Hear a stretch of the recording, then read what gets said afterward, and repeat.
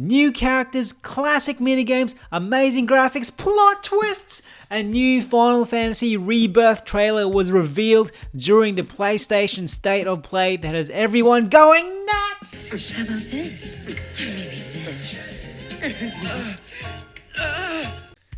I've broken down all the key information you may have missed, so don't even close your eyes because there's a lot of juicy stuff to unpack. Before we even get into the meat of the trailer, one big piece of news about Final Fantasy VII Rebirth is that it will be a standalone game. Although this whole Final Fantasy VII saga will come as a trilogy, the developers want each of the 3 games to be independent of each other, which means you can't bring over your characters from Final Fantasy VII Remake or the FF7 Remake DLC integrate onto this FF7 Rebirth. This being said, players with saved data from FF7 Remake will get the Leviathan summon material, and those with a saved game from the FF7 Integrate DLC will get the Rammer summon material. If you haven't played the OG FF7 Remake or the DLC, there are variations of a twin pack you can pre-order where you get Final Fantasy VII Rebirth as well as either FF7 Remake or FF7 Integrate or all 3. I've included links to these pre-orders in the description of this video. But that's not all. For now, Final Fantasy VII Rebirth will be available on PS5 only and not PS4 like FF7 Remake was, with Square Enix increasing focus on newer consoles. No PC and Xbox release date has been announced, but don't fret just yet. The good news is during the State of Play, it was revealed that Final Fantasy VII Rebirth only has a 3-month exclusivity window, meaning that PC and Xbox players may get FF7 Rebirth sooner than expected. Either way, I'm very excited to see Square Enix achieve more with PS5's capabilities, which is evident in the fact that they're boasting nearly 100 hours of gameplay spread over 2 discs with Final Fantasy VII Rebirth, where the side content will supposedly be nearly double that of the main quest content. In a recent roundtable interview, FF7 Rebirth's director Naoki Hamaguchi said it will also be possible to return to any of the regions in the world even after the main quest moves on from that area, so you don't have to worry about leaving things behind or unfinished. Speaking of exploration, they've announced a large and expansive map with multiple locations, unlike FF7 Remake where we were essentially just in Midgar. The devs haven't directly promised open world exploration, but did hint at a high degree of freedom when exploring the world, and judging by the chocobo clips, we'll have more directional freedom than the first FF7 Remake. As it will be a retelling of the story, we won't encounter the same locations in the same order as the original PlayStation FF7, and there may be brand new or at least newly interpreted areas, towns and dungeons to explore. For example, some places I recognize from the previous FF7 Rebirth trailer are the Planetarium from Cosmo Canyon, the Mithril Mine where we meet Elena, the newest member of the Turks, the Nibble Reactor and possibly the Northern Crater. And in this latest State of Play trailer, we see what looks like Costa del Sol. Wutai won't be in this game, but the next. What other locations have I missed? And there's much more to this 100 hours of gameplay. From the new trailer, we can see the famous gold saucer where you'll get access to more minigames and challenges the more you progress through the main story. There will be a bunch of minigames in Rebirth. A lot of them you'll recognize from the OG FF7. There'll be chocobo racing, a parade performance minigame, AR robot fights via the Battler, the G-Bike minigame, some new Segway action which we saw just then, Barrett in some kind of beefy June buggy, and of course some more male lewd dancing, including Andrea from the Honeybee Inn and a chunky mustache dude who could possibly be Dio, the owner of the Gold Saucer. Chocobo exploration has leveled up with chocobos that can climb up hills and even fly, baby, fly! Jack, I'm flying! It looks like colored chocobos are back and we can see a chocobo farm, so maybe chocobo breeding will be returning too. Look, it's Red 13 riding a chocobo, what? Speaking of Red 13, who will be the playable characters in this game? By the way, don't forget to like and subscribe to help this community grow, and if you're feeling generous, donate a thanks.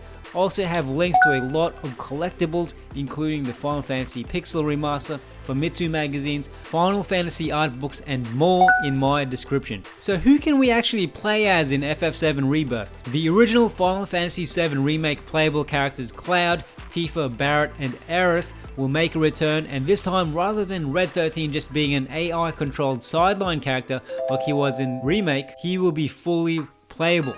But they created Red 13 with his own unique playstyle. He'll have a revenge gauge on top of the standard ATB gauge. This revenge gauge will increase when he blocks against enemy attacks. Once this gauge is filled, he'll be able to perform various abilities. Yuffie Kisaragi, who was the main character in the Integrate DLC, will now also be part of the crew. We also see a bunch of new characters we know from the OG FF7, including Kate Sith and Vincent Valentine. Kate Sith is also confirmed to be a playable character, and because this game now has dialogue, will we finally get to know how Kate Sith's name is really pronounced? Is it Kate Sith or Cat She? From the roundtable interview, it was hinted that Vincent may become playable in the next title and not in Rebirth. I'm predicting in the next DLC just how Yuffie was playable in FF7 Remake's DLC. Zack Fair and Sid Highwind are also maybes for future releases. And guess what? Creative director Tetsuya Nomura has said that just like the original FF7, we can also play alongside Sephiroth in that flashback style scene we all know and love. I can't wait to obliterate enemies with him. Speaking of characters, you would have noticed the characters performing tag team style attacks in this trailer. According to an interview with the makers of this game, an expanded version of the synergy system from the Integrate DLC will now be included in Rebirth, where director Hamaguchi said in the interview, "So through the battles, players will feel the relationships and bonds that have developed between the characters even more so than in the previous game." What accent was that? I don't know why I said that quote that way. Anyway, from the trailer, it looks like these synergies will help team members work together to create unique tag team-like attacks you see in fighting games. Here we see Barret literally throwing Yuffie at an enemy and Aerith giving Kate Sith her balls. It looks like Sephiroth and Cloud will also have a synergy in the Nibelheim flashback. Synergy skills will be part of skill trees, which is also a new element of character growth we'll be seeing in FF7 Rebirth. While we're still talking about characters, we can make a lot of speculation about the plot. Many people are predicting that we'll be looking at two timelines in this game. The main one we spend most of our time playing, but also another timeline where Zack Fair survives, and potentially based on some of these trailers where the rest of the crew gets badly injured in some kind of accident in Midgar. So in this scene in the trailer, it looks like the timeline where Zack survives and you see him handing a battered Cloud over to Kyrie, who looks as though she'd never met him, even though you do several super irritating side quests with her in FF7 Remake. In the background, we also see Aerith's foster mother, Elmira. It also looks like Zack will have a much bigger role this time around, especially as he's actually in the hero art of the game. How will this love triangle work? On top of these, we'll be getting new materia and of course new summons. I see Leviathan in the trailer, Alexander, Kujita, and Odin. In saying this, they've confirmed that a number of their previous summons from Final Fantasy VII Remake will return on top of a bunch of new ones, and they will introduce at least one new summon that wasn't in the original FF7, which includes an all-new side quest. I mean, even some pre-order versions of the game already give you a brand new summon. You get the Moogle Trio summoning materia. They look like the cutest trio of witches I've seen in my life. One looks like a black mage, the other a white mage, and the other a bard? Whatever. Kupo. Looks can always be deceiving with witches.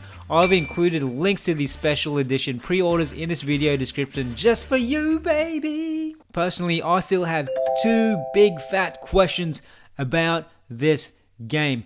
What will become of Aerith and of Zack? And why does Sephiroth's smile look so sweet and tender? Oh, look at that. Husbando! Final Fantasy VII Rebirth is coming soon on the 29th of February 2024. Not so far away. And guess what?